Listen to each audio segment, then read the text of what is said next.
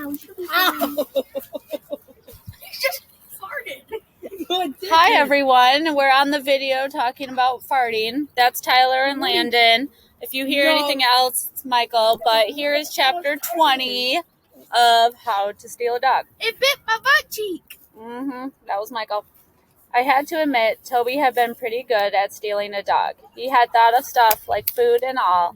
He had found the string leash, and best of all, he hadn't goofed up and told Mama what he had done. So I felt kind of bad when taking Willie back to Carmela's without him. I knew he'd be mad as all get out. And I knew Mr. White would be mad as all get out if I missed school again and didn't bring a note from Mama. I knew he'd have a meeting with the principal like he'd warned me would happen. A meeting to talk about me and how much I'd been messing up. A meeting about why my mom wouldn't answer Mr. White's letters and all. I knew what was ahead of me if I did what I planned, but I was going to do it anyways. I made sure Toby was in his classroom. Then I hurried back outside and raced over to the old house. I couldn't hardly get my feet to go fast enough as I pushed through the bushes on my way to the back. Michael, stop. Stop, please. Michael. Please, Willie. Please. There. Please, Willie. Be there. I said over and over inside my head. As soon as I rounded the corner of the house, I heard Willie's happy little yips. Hey there, fella, I called, hurrying over to the porch. Willie stuck his head through the torn screen and wagged his whole body.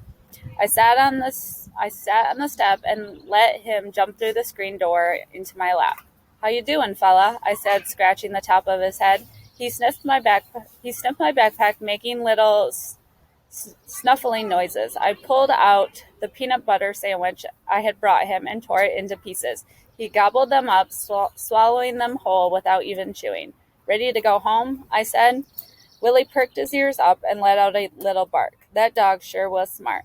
I untied his leash and started for the path that led to the road. But as I was crossing the clearing where Mookie had camped, I noticed something that made me stop. A little green dog collar lying on top of the log that Mookie used to sit on. My heart dropped with a thud. That collar looked familiar. I picked it up and studied the tag. Yep, there it was, plain as day. Willie.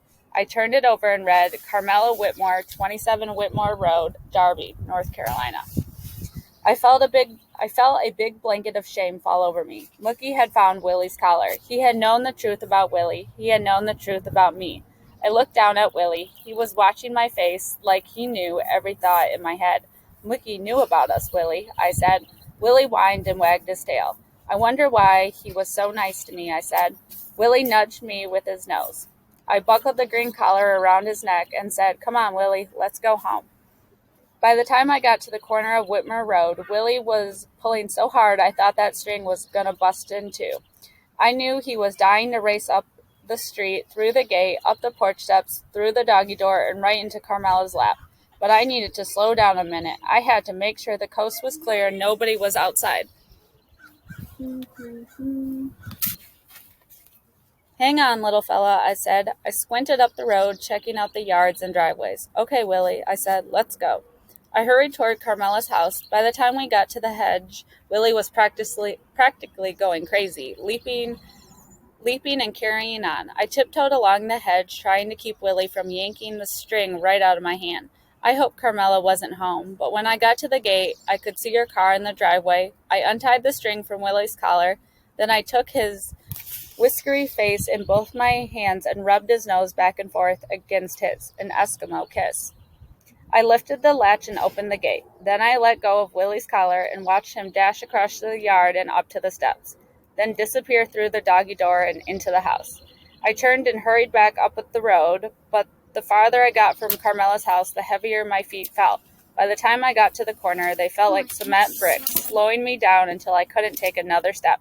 What's wrong with you, Georgina? I said to myself. Don't stop now. Get on out of here before somebody sees you. But I guess my heart was taking over my feet, making me stop, making me turn around, making me walk on back to Carmela's.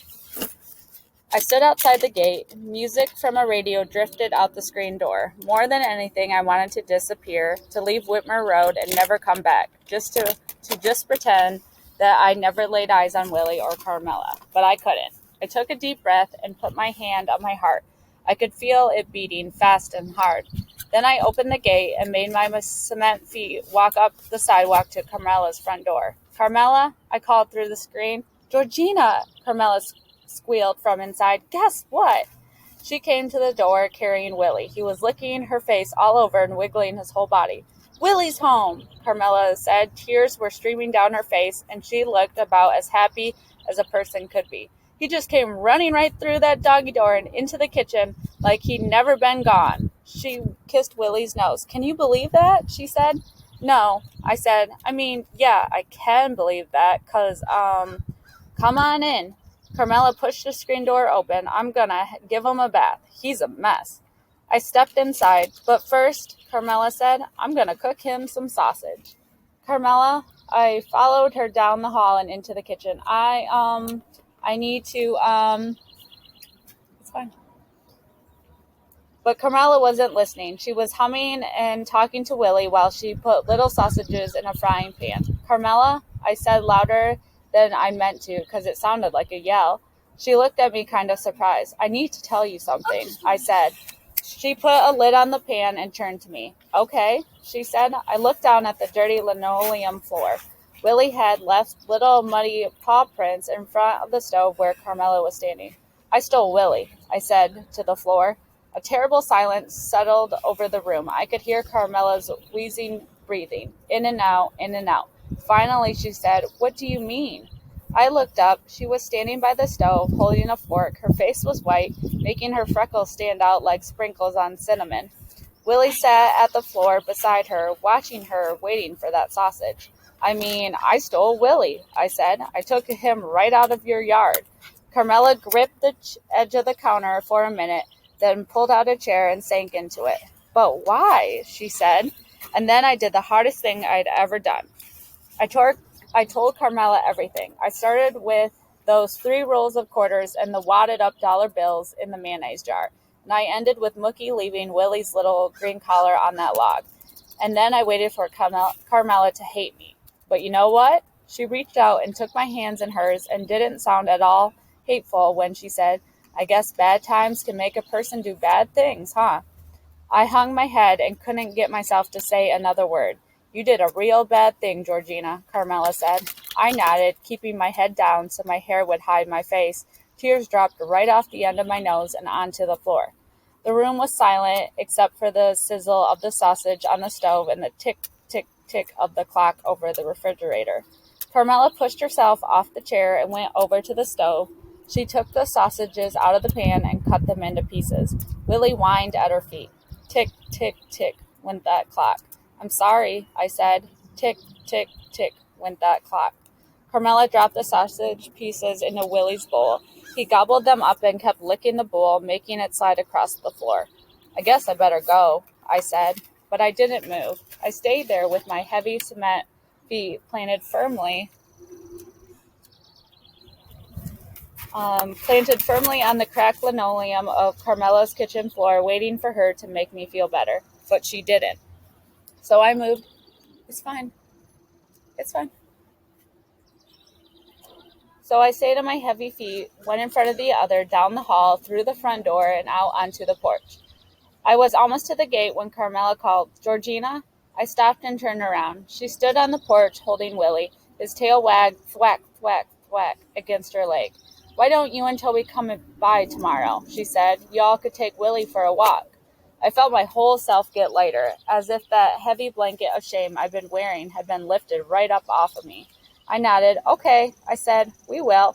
Then I hurried out of the gate and up the road. I couldn't wait to tell Toby what I'd done.